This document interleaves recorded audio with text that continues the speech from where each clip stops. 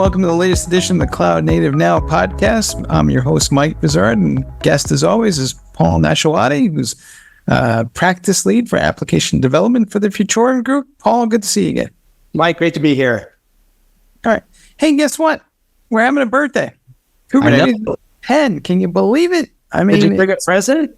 I don't know. I didn't get invited to the party exactly, so I'm catching up on it a little bit. I suppose the issue that I'm trying to wrestle with in my mind a little bit is it's been 10 years, but I feel like its maturity curve is a lot lower. And organizations are still kind of wrapping their arms around it. I feel like there's, on the one hand, it's becoming something of a de facto standard. A lot of the new applications seem to be deployed on Kubernetes, yet people still complain about managing it. Developers, most of them don't seem to like it. The data science crowd is now discovering, and they don't much care for it either. So is this becoming rapidly, the platform we love to hate? What's going on? Well, I think you're touching on some really good points. I mean, when I think of the conversations I have in my practice, I focus on past, present, and future. So there's a lot of applications that live in their heritage state, and they're still, believe it or not, trying to get out of their heritage state and move to the cloud, move to different present state kind of deployment models. And those present state deployment models could be containerization or microservices. And of course, using Kubernetes to do the orchestration around it makes a lot of sense. But, I think that there's a clear adoption that's happening, with regards to net new applications. We see that 72% of databases are running in cloud native platforms. We see 67% are running analytics. 54% of AI and ML workloads are running on top of cloud native architectures, all being built on top of Kubernetes. So this is all the net new stuff, or I should say the current stuff that's being built is being built on top of the technology stack today. I think we've kind of come full circle in some ways.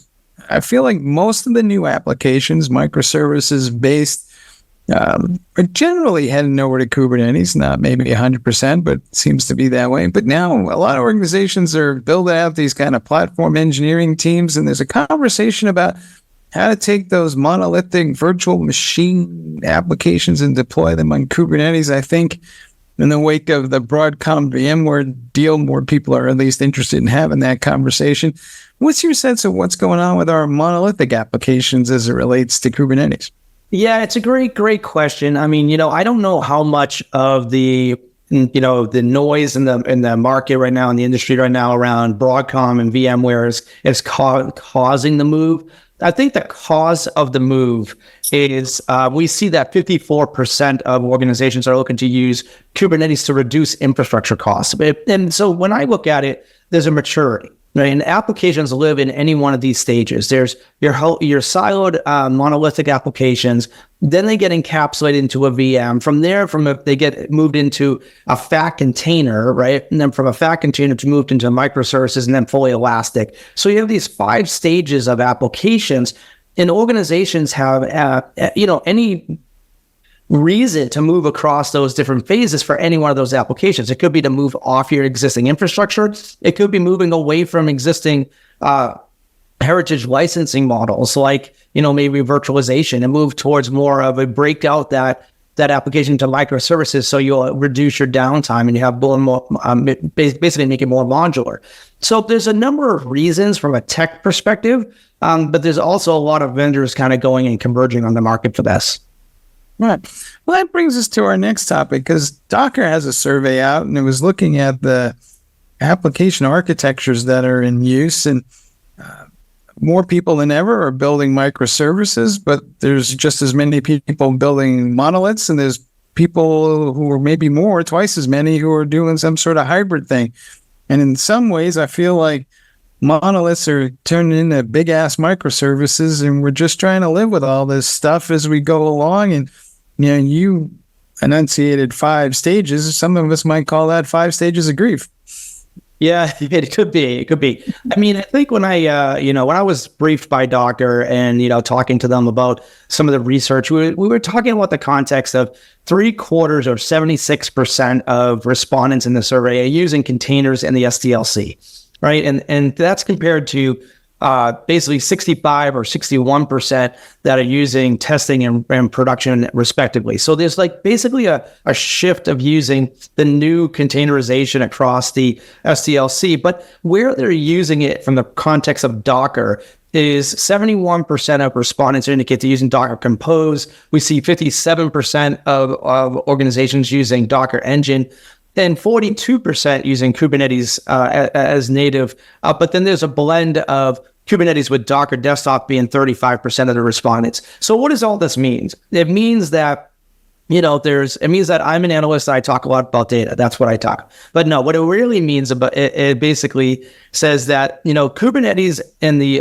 modernization of applications is occurring using the tech stack that's appropriate for your environment matters. And when you have these, you call it 5 stages of grief. I call it 5 stages of maturity. I think that there's a blend there, right? I think that some applications will never move away from phase one or stage one, right? Some applications are going to be born in the cloud and be fully elastic right out the chute. But there's going to be a blend in between of applications and organizations, and they have to have the skill set to adopt the different tech stack. So to that point, I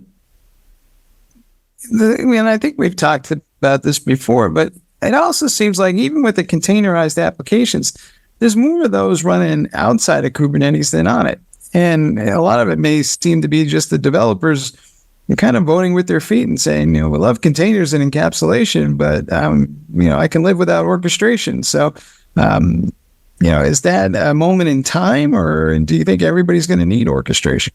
Well, I think if you're moving to containerization, the sprawl of containers is far faster than the sprawl of just native applications.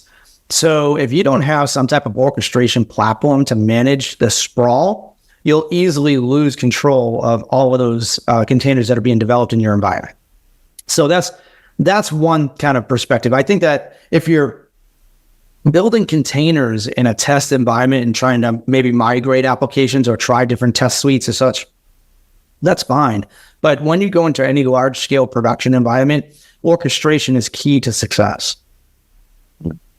And looking over the horizon, we see these things called WASM runtimes starting to float around. What is the relationship between WASM and containers and Kubernetes going to be as we kind of march down this path? Because some folks are saying, orchestrate WASM runtimes alongside containers using Kubernetes, and other folks are like saying, nope, we're going whole hog in a completely different direction. Yeah, so this is a great conversation. I literally have had many discussions, and I've done keynotes around WASM and such, as you may remember and know. Look, I think that WASM is another way to develop a cloud native application. Okay, WASM is attractive. WebAssembly is attractive for a number of reasons. Up until 2022, it was really great for like applications like Python applications, Rust and Go applications, and business analytic applications. But in 2023, there was an addition of multi-threaded adoption within the WebAssembly platform, which opened up .NET support. And now that you have .NET support and WebAssembly, it opens up another avenue to develop applications or modernize your heritage applications into a new modernized approach. So what it does is it kind of splits the path of, if you're going to modernize a heritage .NET application, say, and you want to do that in WebAssembly, you don't necessarily need to use containers or microservices to do so. You can use WebAssembly. Another advantage is you don't have to recompile based on the underlying tech architecture. So if you're deploying at the edge and you may be running on Intel, ARM, AMD, whatever may be out there, you don't need to recompile the application. Also, you only need to focus on the 10% of the business logic and not worry about that 90% of the commonality between those applications in WebAssembly. So it's attractive. However, when you build an application in WebAssembly or WASM, you still built an application.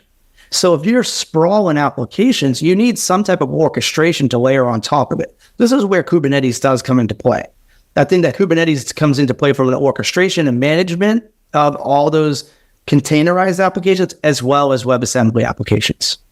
That kind of brings us to our next topic, right? So most of what's running around in the enterprise, despite all these programming languages that are out there, especially on the back end, is Java. And Oracle is banging a drum for this Graal VM as kind of the new foundation for running these applications in a cloud-native environment. And there's other tools to make that happen. And it doesn't seem like enterprises are giving up on Java anytime soon. But how do we get Java into a cloud-native environment? Is there a set of best practices, a path that makes sense to you? Because I can pick any vendor I want. Red Hat, IBM, Oracle, they all tell me something slightly different. Yeah, I mean, I was briefed on the announcement from Oracle around Graal and the introduction, and how it's going to leverage the Java developer kit in the cloud native development. And when you think about it, I mean, this goes back to like when Oracle bought Sun back in 2009. So it goes back quite a ways. There was a large percent of applications running in Java, right? So when you look at that, I think Oracle is trying to leverage this Java development kit to help accelerate that cloud native development. And what they're doing is they're using Graal VM to basically build and run processes to create those Java cloud native services. So you're basically generating or optimizing the compiler to generate code quickly and use those fewer compute resources to do so, which enables the microservices to start instantly, right? So there is an advantage. It's almost like using WebAssembly to some extent to do the development, because you basically can spin up very quickly. It remains to be seen. This is still very new to the market. The adoption is there. They do have some strategic partnerships with Intel and others out there around this. So it remains to be seen on how this will really be adopted by the developers. All right. And that kind of brings us to our last post for the week, but we have a guest post talking about how cloud native needs to be driven from the top. And I kind of understand that, and I scratch my head a little bit, but who does wake up in the morning and say, we need to go cloud native and we need to do all this stuff? Because a lot of developers will tell you it's hard. Microservices is not for the faint of heart. There's a lot of dependencies, keeping track of all these relationships. And on paper, it seems easy because everything is isolated, but over time, you wind up with hundreds of these things, and people start tearing their hair out. So remind us again why we're doing all this. Yeah. So, I read the article from NTT Data and how the focus on how CIOs are aligning to cloud expectations. I think when you look at the broader organizational goals and you look at what organizations are trying to do, so the CIOs and organizations overall are looking for operational efficiencies, right? And when we, a few years ago, it's like, oh, everything moves to the cloud, it's going to be better, faster, cheaper. And it wasn't, right? It was harder because it was more skill required, but it also wasn't cheaper from a resources perspective. So I think there is when I was reading this information and I was going through it, it reminded me of the data that I have in my survey showing that 20% of organizations required or said it was very important. I'm sorry, it was critical, not very important. It was critical that their applications were portable. And 67% said it was very important.